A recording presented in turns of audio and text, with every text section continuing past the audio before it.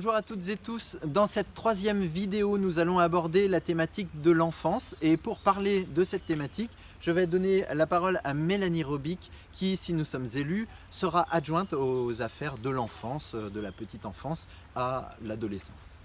Bonjour à tous. Alors, suite aux concertations citoyennes que nous avons effectuées, nous avons repéré un besoin important pour les nourrissons et jeunes enfants, c'est-à-dire de proposer une permanence auprès d'une puéricultrice de la PMI pour des consultations du nourrisson, les pesées du nourrisson, et le suivi, l'accompagnement du jeune enfant jusqu'à ses 6 ans. Pour ce dossier, nous aurons besoin au préalable, bien sûr, d'un accord de la PMI départementale. Comme vous pouvez le voir, nous sommes devant la seule aire de jeu de Languidic et pour parler de ce sujet, je vais passer la parole à Cécile Le Tortorec qui fera partie, si nous sommes élus, des membres de cette commission de l'enfance.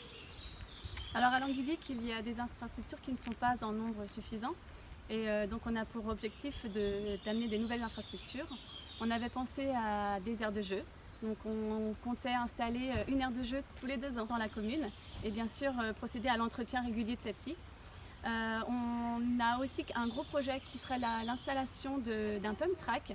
Donc c'est un circuit avec des bosses et des virages à destination des vélos, des trottinettes, des skateboards.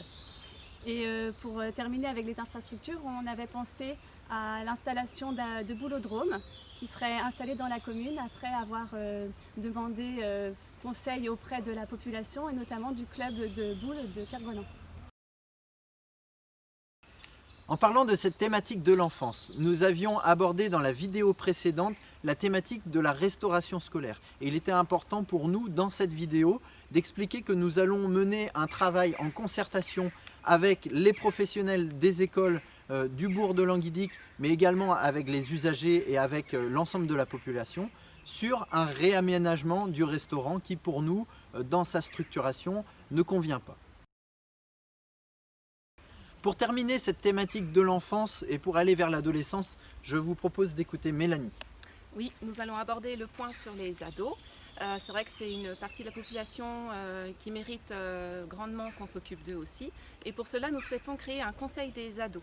Et à partir de ce conseil, nous travaillerons avec un groupe d'adolescents ou tout autre adolescent aussi intéressé sur la création de nouveau d'un point information jeunesse, d'une mission locale et d'un espace jeune qui s'adapterait au mieux aux besoins des jeunes.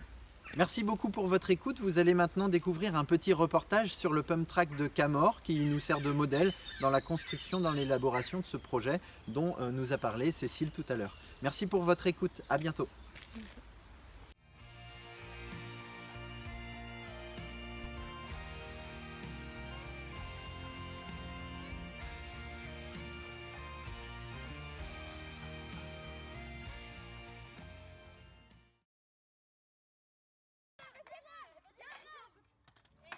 Le pump track de Camor, dans le Morbihan, a été inauguré le 13 octobre 2018.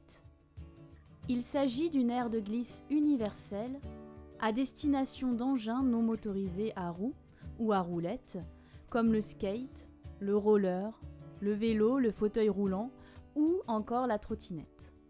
Le principe de ce dispositif, qui se répand partout en France depuis quelques années, consiste pour les sportifs à trouver de la vitesse par la simple utilisation du relief de la piste. La particularité de celui de Camor est d'être associé à un parc multisport qui peut aussi bien accueillir le basketball que le football ou encore le handball. De nombreuses familles de Camor et des environs se retrouvent en fin de journée ou le week-end pour profiter du cadre agréable de cette infrastructure. D'un coût global de 250 000 €, la participation de la commune s'est élevée à 75 000 €, déduction faite des subventions régionales, départementales et locales que peut induire ce type de projet dans une commune rurale.